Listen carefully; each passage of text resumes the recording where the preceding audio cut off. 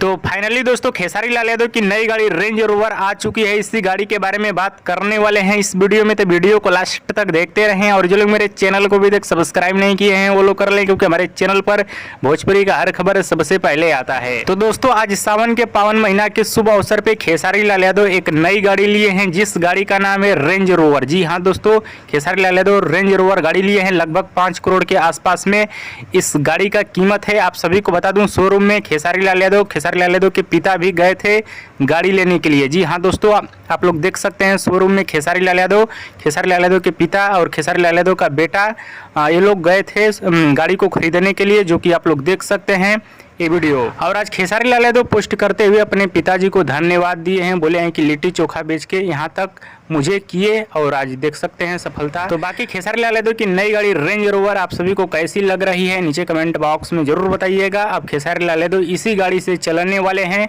काफ़ी झकास गाड़ी लग रही है। आप सभी को कैसी लग रही है नीचे कमेंट बॉक्स में जरूर बताइएगा। और दोस्तों वीडियो पसंद है तो ज़्यादा लाइक करें, कमेंट करें, शेयर करें, सब्सक्राइब करें। धन्यवाद दोस्तों।